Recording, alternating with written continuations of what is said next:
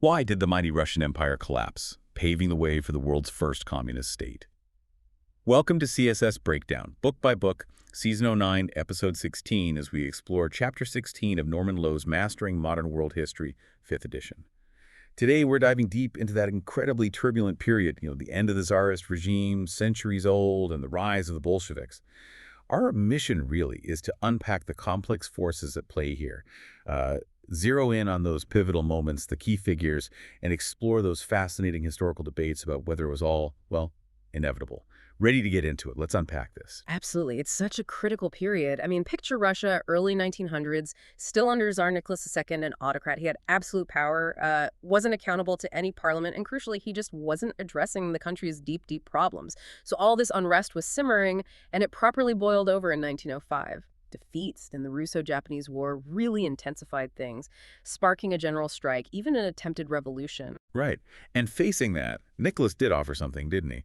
The October Manifesto, promising an elected parliament, the Duma, some civil liberties. He did, yes. Wow. Freedom of speech, assembly, that sort of thing. It was a lifeline. So why did he manage to hang on then, only to fall just over a decade later? What kept him afloat in 1905? That's a really good question. Basically, his opponents were divided. They lacked central leadership. And critically, most of the army stayed loyal. Plus, the manifesto, well, it was a concession, but it bought him valuable time. Which brings us to that big question the source material tackles. After 1905, were the 1917 revolutions actually inevitable? It's a massive debate, isn't it? It really is, because on one side, you've got arguments that the regime was actually getting stronger after 1905. Stronger. Yeah. How so? What's the evidence for that view? Well, the government did recover fairly quickly. Its main powers were still intact. And you had Peter Stolypin as prime minister, a very capable figure. He used pretty harsh repression. Sure, thousands were executed, but he also pushed major reforms, trying to win over the peasants. Ah, the land reforms. Yeah. Trying to create those loyal, wealthier peasants, the kulaks. Exactly. He abolished redemption payments, encouraged them to buy land. Stolypin famously thought, give us 20 years of peace and there'd be no revolution. And there were other positive signs, too. Working conditions were improving slightly, like an accident insurance scheme in 1912, plans for more schools. Even the Revolutionary Party seemed to be losing heart short of cash, arguing amongst themselves, leaders in exile. So on the surface, maybe things were stabilizing. Okay, so not just papering over cracks then. But surely there were still some serious underlying weaknesses, things pointing towards another explosion. Oh, absolutely. Stolypin's land reforms, for instance, struggled. Peasant population was growing too fast, farming methods were still pretty inefficient, and then Stolypin himself was assassinated in 1911. That was a huge blow. He was one of the few ministers who seemed genuinely capable. Right, and industrial unrest. That didn't just disappear, did it? Not at all.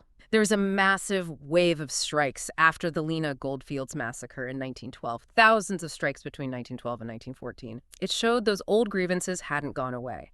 Plus, the government kept up the repression. Secret police targeting students, lecturers, mass deportations of Jews, alienating key groups, and those revolutionary parties. They started to revive. You mean the Bolsheviks and the Mensheviks. What was the key difference between them, and why did they appeal to people? Well, they were both Marxists, social democrats, but yeah, very different visions. Lenin and the Bolsheviks wanted a small, tight-knit party of professional revolutionaries. They thought they could kind of telescape the revolution, work with peasants and workers. Their newspaper, Pravda, Truth, was vital for spreading their message. The Mensheviks, though, wanted a broader, open party. They stuck more closely to Marx. Russia needed full industrialization, a big working class before a revolution. And you also had the social revolutionaries focusing more on the peasants, not strictly Marxists. And on top of all this political and social tension, the royal family itself was becoming discredited, wasn't it? The whole Rasputin scandal must have been incredibly damaging. Hugely damaging, utterly corrosive. Quite apart from rumors about Nicholas and Stolypin's murder, Rasputin's influence was scandalous. This so-called holy man gained massive sway over Empress Alexandra because he seemed able to help their son Alexei, who had hemophilia. But Rasputin's, his behavior, drunkenness, affairs became public knowledge. It just tarnished the monarchy's image terribly. So with all these conflicting signs, some strengthening, some deep weaknesses, what's the historical verdict? Was 1917 inevitable? Or could Russia have avoided it without, say, a major shock? It's still hotly debated. You have the traditional liberal view, people like Christopher Reed, Robert Service, suggesting that without World War I, maybe Russia could have modernized, avoided revolution. It was vulnerable, but not doomed. But then the Soviet view always insisted it was inevitable, war just delayed it. And more recently, historians like Hameson and Fitzpatrick argue for inevitability too. Fitzpatrick basically says the regime was so fragile, it's hard to imagine it surviving any kind of jolt, even without the war. So for many, the cracks were just too deep. And that jolt you mentioned that came with World War I, pretty much everyone agrees that sealed the Tsar's fate, right? It was like the ultimate stress test on a system already crumbling. Absolutely. The war just exposed every single weakness. The organization was incompetent, corrupt, massive equipment shortages at the front, transport was terrible, arms couldn't get to the soldiers, food couldn't get to the cities, bread became scarce, expensive. And then Nicholas made that disastrous decision to take personal command of the army. Fatal error. August 1915. From then on, he was personally blamed for every defeat, every horrific casualty. By early 1917, disillusionment was everywhere. The aristocracy, the Duma, industrialists, even the army leadership were turning against him. General Krymov actually said they'd welcome a coup to prevent something worse. Wow.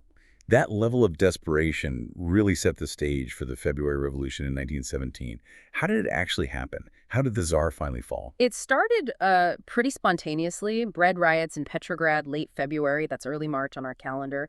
Thousands of striking workers quickly joined in. The Tsar ordered troops to fire. Some did, but then others refused. And crucially, the whole Petrograd garrison mutinied. That was the turning point. Mobs took over public buildings, freed prisoners. The Duma urged Nicholas to accept a constitutional monarchy, but he refused.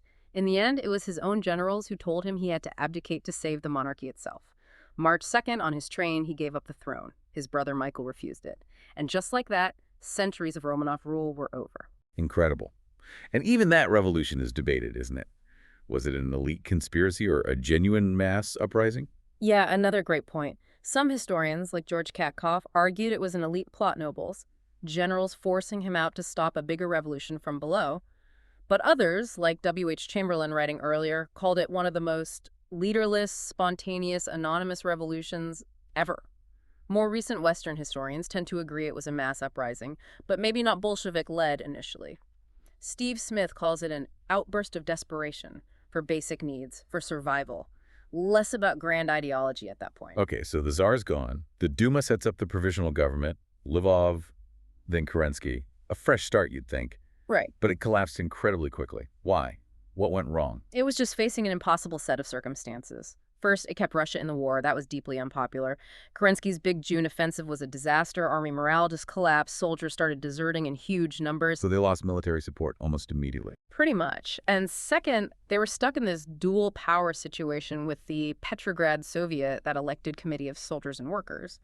The Soviet often issued orders that contradicted the government. It completely undermined the provisional government's authority, especially with the military. A constant power struggle. And they didn't really tackle the big issues people cared about, like land reform, did they? That must have cost them support. Exactly. They delayed elections for the Constituent Assembly, the body meant to create a new constitution. And crucially, they put off land reform. Peasants got tired of waiting, started seizing land anyway. The Bolsheviks were very clever at exploiting that frustration. And then Lenin arrived back on the scene. Yes. April 1917. Sent by the Germans, famously, in a sealed train, they hoped he'd cause chaos, pull Russia out of the war. And he immediately issued his April Theses. Simple, powerful slogans, all power to the Soviets, immediate withdrawal from the war.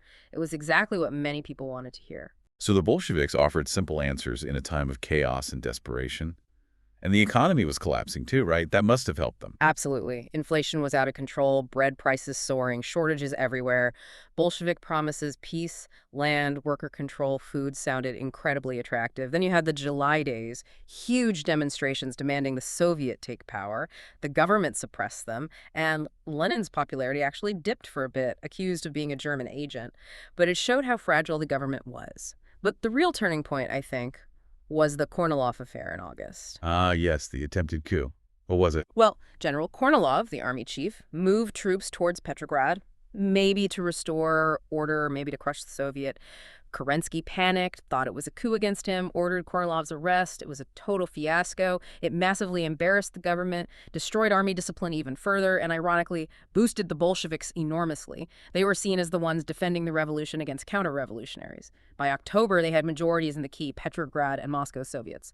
Trotsky was chair of the Petrograd Soviets. The stage was absolutely set for them to make their move. Okay, so the momentum's with the Bolsheviks. How did they actually seize power in October 1917? Was it a big battle? Not really, no. Lenin, backed by Stalin and others, pushed for action. The Petrograd Soviet, led by Trotsky, organized it. On the night of October 25th, 26th, that's early November, for us, Bolshevik Red Guards and loyal soldiers just systematically took over key points in Petrograd. Telegraph offices, train stations, bridges. Then they surrounded the Winter Palace, where the provisional government ministers were. It was surprisingly bloodless, really. The ministers were arrested. Lenin announced the government was overthrown. At the Second Congress of Soviets meeting at the same time, the Mensheviks and most social revolutionaries walked out in protest, which basically left the Bolsheviks in charge to form a new government, the Council of People's Commissars, Sovnarkom, with Lenin as the chairman. Which brings us inevitably to another huge historical debate. Was that October Revolution a genuine mass insurrection, really backed by the people? Or was it more of a coup d'etat by a small, disciplined group? That's the million-dollar question, isn't it? The official Soviet line for decades was that it was a mass movement. Popular support for peace, land, bread, all power to the Soviets. They stressed force was only used in a few places. But traditional Western historians, people like Richard Pipes, strongly disagreed. They saw it as a classic coup. A minority of ruthless professional revolutionaries exploiting the chaos. Adam Ulam famously said they didn't seize power, they picked it up. Pipes really hammers home Lenin's desire for power above all else. Are there other interpretations? Yes, there's a sort of libertarian view that sees it as a popular uprising, but one that had little to do with the Bolsheviks themselves. The masses acting on their own aspirations and the Bolsheviks kind of hijacking it later. But the more recent revisionist interpretations, which are probably the most accepted now, are more nuanced. They look at the political awareness of ordinary people, workers in unions, soldiers, and Soviets. They acknowledge Bolshevik influence varied. Christopher Reed talks about the revolution being driven forward by spontaneous impulse from the grassroots. Robert Service suggests Lenin brilliantly used the situation, made the Bolsheviks seem like they were acting for the people, and gained crucial passive support for what was, yes, still fundamentally a coup carried out by a minority. So it sounds like a complex mix. Genuine widespread discontent providing the opportunity, but needing the specific drive and, frankly, ruthlessness of Lenin and Trotsky to actually pull it off. They judged the moment perfectly. I think that's a fair assessment. The conditions were there, but it needed their nerve and decisiveness to make the revolution happen. Okay, so the Bolsheviks are in power. The coup was successful. But they faced enormous challenges immediately, didn't they? How did Lenin go about consolidating that power? An immense task. They were a minority government, remember. Lenin's first moves were quick decrees aimed at winning support and tackling immediate problems. Land nationalized, redistributed to peasants, worker control in factories, an 8-hour day, self-determination for national groups within Russia, banks, large factories nationalized, debts canceled. They even brought left social revolutionaries into the government briefly to broaden their base. But simultaneously, they moved against opposition. They set up the Cheka, the secret police. Its job was combating sabotage and counter-revolution, basically dealing with enemies. And the Constituent Assembly. Those elections Kerensky had planned finally happened, but the results weren't good for the Bolsheviks. Not at all. They only won about a quarter of the seats. The social revolutionaries won far more. It was a major blow to their claim to represent the people. So what did Lenin do? He just shut it down, dispersed it by force after just one day in January 1918. He argued the Soviets represented a higher form of democracy, making a parliament redundant, a hugely controversial, undemocratic move. And then they pulled Russia out of World War I. Yes, the Treaty of Brest-Litovsk, March 1918. The terms were incredibly harsh. Russia lost huge amounts of territory, population, industry, farmland. It was humiliating. Other parties condemned it. The left SRs walked out of the government in protest. But Lenin insisted it was necessary. A breathing space, he called it, buying space to gain time, hoping revolution would break out in Europe, especially Germany. And all this, the shutting down of democracy, the harsh treaty, the growing opposition led towards increasing violence, didn't it? Was that inherent in Lenin's approach or forced on him? Another big debate. It really is. Soviet historians and some Marxists always argued Lenin had no choice. His enemies were uncompromising. They point out the death penalty was initially abolished, but circumstances got desperate. Severe food shortages by 1918. Kulaks hoarding grain. Then the left SRs started a terror campaign, assassinating officials, even wounding Lenin himself in an assassination attempt. Oh. You could argue this forced his hand towards repression. But the counterargument is that terror was always part of the plan. Yes, historians like Pipes argue Lenin and Trotsky were committed to terror from the start as a tool of rule, even preventative terror. Pipes points to establishing the Cheka way back in December 1917, before there was really any organized armed opposition, and Lenin's own writings, like when he was furious about the death penalty being abolished, asking, "How can you make a revolution without executions?" End quote. Whatever the intention, the result was the Red Terror, widespread violence. The Red Army used to seize grain from peasants, the Cheka cracking down brutally on uprisings, executing thousands, targeting the bourgeoisie landowners, priests, merchants as enemies of the people, and, grimly, the murder of the Tsar and his entire family in July 1918 to prevent them being rescued by anti-Bolshevik forces. This rising tide of violence and opposition inevitably exploded into full-scale civil war, right? Who were the Bolsheviks fighting? Exactly. By spring 1918, armed opposition was widespread. The Whites, as they became known, were a real mix. Social revolutionaries, Mensheviks, former Tsarist officers, liberals, conservatives, united mainly by their hatred of the Bolsheviks. Peasant anger over grain seizures was a big factor, too. Their slogan often became, "Long live the Soviets and down with the Commissars." They wanted democratic Soviet power, not Bolshevik dictatorship. Key white leaders were Admiral Kolchak in Siberia, General Denikin in the south. And then there was that bizarre episode with the Czechoslovak Legion, tens of thousands of Czech POWs who took control of the Trans-Siberian Railway for a while. And foreign powers got involved, too. They did. Britain, France, Japan, the USA, others. Initially, they claimed they wanted to reopen the Eastern Front against Germany. But they stayed long after WWI ended. Their clear aim became overthrowing the Bolsheviks, partly because Lenin was calling for world revolution. It looked very bleak for the Bolsheviks in early 1919, but somehow they won. So how did the Reds manage to defeat the Whites and the foreign interventionists? What were the key factors? Several things. First, the Whites were hopelessly disunited. Geographically scattered, ideologically divided, they never really coordinated properly. They also often alienated the peasants with their behavior and the fear they'd restore the old landlords. Second, the Red Army. Trotsky did a remarkable job turning it into a disciplined, effective fighting force. Almost 3 million men by the end. They generally outnumbered the Whites and controlled Russia's industrial heartland, so they had better access to weapons and supplies. Third, war communism. Lenin's drastic economic policies, nationalizing everything, banning private trade, forcing grain requisitioning. It was brutal and caused immense suffering later, but during the war it kept the Red Army fed and supplied. And finally, nationalism. Lenin skillfully portrayed the Bolsheviks as defending Russia against foreign invaders and their white collaborators. That resonated with many Russians, even those who didn't love the Bolsheviks. The victory came at a terrible cost, though. The Civil War was absolutely devastating for Russia. Utterly devastating. The human cost was staggering, maybe 8 million dead from fighting, terror, disease, famine, far more than Russia lost in World War I. The economy was completely wrecked, hyperinflation, industry ground to a halt. And politically, the experience militarized and brutalized the Bolshevik Party. It made the state even more centralized, which leads to another debate. Was that brutalization and centralization forced on them by the war, or was it just the natural path of communism? Yeah. Some argue, like Robert C. Tucker, that the Civil War created a siege mentality, forced them into authoritarian measures. Tucker points to Lenin maybe softening later, thinking more about education than force. But others, like Christopher Reed, say while the war was a factor, the Bolsheviks were also products of Russia's authoritarian past. Eradicating opposition was almost traditional. Adam Ulam even suggests Lenin welcomed the war as an excuse for more violence. And the economic debate, too.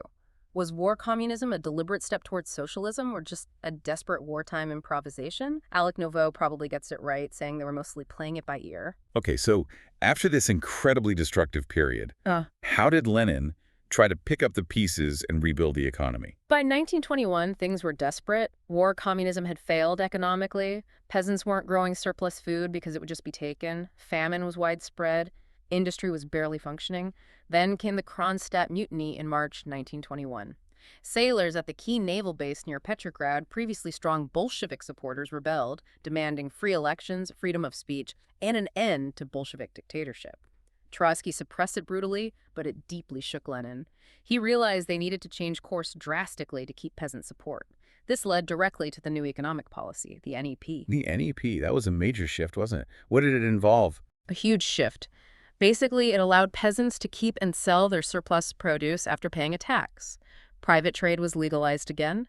Small businesses and industries were allowed to return to private hands. The state kept control of the commanding heights, heavy industry, banking, transport. But they brought back old managers, used capitalist incentives like bonuses, even sought foreign investment. It was a partial return to market economics. And again, debate about Lenin's motives. Was this just a temporary tactical retreat, or did he see it as a new, longer-term path to socialism for a country like Russia? Exactly.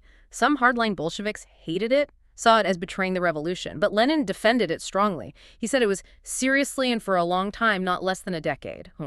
He argued that since Russia wasn't the industrialized country Marx expected, they needed a different path, maybe through cooperation and gradual change, not just force. Some historians, like Roy Medvedev, think Lenin genuinely believed this, and that Russia might have developed differently if he'd lived longer. And the NEP did have some success. The economy started recovering, production levels got back towards pre-war levels by the late 1920s. Living standards improved for many, with workers getting benefits like the 8-hour day, though problems like unemployment remained. So while the economy saw this partial liberalization, what was happening politically? How did Lenin cement the Communist Party's absolute control? Politically, things went in the opposite direction towards tighter control. Russia officially became the USSR, the Union of Soviet Socialist Republics, the world's first communist state. Critically, in March 1921, at the same time the NEP was introduced, Lenin banned factionalism within the Communist Party. Discussion was allowed before a decision, but once the party line was set, everyone had to follow it. Dissenters could be expelled. About a third of the party members were purged in 1921. Trade unions lost their independence, their main role became boosting production, and the Politburo, that small group at the top of the party, basically continued running the country as it had during the Civil War. Power became very centralized. So much for the state withering away, as Marx predicted. Not exactly. Lenin argued the working class was too exhausted and demoralized after the wars to rule directly, so the party had to rule for them. A dictatorship of the proletariat exercised by the party. But then Lenin's health failed. He had strokes starting in May 1922, became increasingly incapacitated, and died in January 1924. He was only 53. His vision wasn't complete, the world revolution hadn't happened, and crucially, he left no clear successor. An internal power struggle was almost guaranteed. Which brings us to Lenin himself, his legacy. He's still such a polarizing figure, isn't he? How do historians view him now? Massively polarizing. Immediately after his death, Stalin and the leadership created this huge personality cult embalmed body in the mausoleum, Petrograd renamed Leningrad, partly to legitimize themselves as his heirs. You have admirers like A.J.P. Taylor, who called him a very great man, maybe even very good, responsible for Russia's survival. Revisionists like Moshe Lewin see him as complex, maybe forced into violence, trying to find a more peaceful path towards the end. But the critics are equally strong, often linking him directly to Stalin's later tyranny. Absolutely. Contemporaries like Patrusov called him an evil genius, and critics like Richard Pipes paint him as utterly ruthless, power-hungry, cruel, seeing terror as essential from day one, paving the way for Stalin. Robert Service offers a more balanced take, perhaps acknowledging the ruthlessness, the intolerance, the use of terror, but arguing power wasn't just an end in itself. Lenin was a visionary, Service says, who genuinely believed he was building a better world. The NEP showed some moderation. Service calls his early death a tragedy in some ways. He helped to turn a world upside down. Which leads to that fundamental question. Was Stalinism just Leninism continued, or was it a betrayal? The ultimate question about Lenin's legacy. For a long time, especially during the Cold War, many Western historians saw a straight line. Stalin built on Lenin's foundations: the one-party state, the secret police, the destruction of opposition, the centralized control. But revisionists like Lewin, Tucker, and Stephen Cohen argue strongly for a discontinuity. They stress Stalin's extremes: the forced collectivization causing famine, the scale of the purges and terror, the personality cult, murdering old Bolsheviks, destroying Lenin's party. Robert Conquest famously said Stalin started immense suffering in cold blood, unlike Lenin's actions during war. Robert Suney puts it well: Lenin was devoted, however ruthlessly, to a Marxist vision of ending exploitation. Stalin created one of the most vicious and oppressive states in modern history. The relationship is complex and still debated. What an absolutely packed and pivotal period of history. We've gone from a teetering empire under Nicholas II through war and revolution to the brutal birth and consolidation of the USSR under Lenin. It's clear that huge historical forces and the actions of key individuals were deeply intertwined. Definitely. And it leaves you wondering, doesn't it? Thinking about those debates we touched on. What if Nicholas II had fully embraced constitutional monarchy after 1905? Or that other big what if? What if Lenin had lived another 20 years, maybe continue the NEP? How different might Russia, and indeed the whole 20th century, have looked? Really powerful questions to think about. Well, thank you for joining us on this fascinating deep dive into a truly world-changing chapter of history. We hope you, the listener, continue to explore these complex events and form your own perspectives.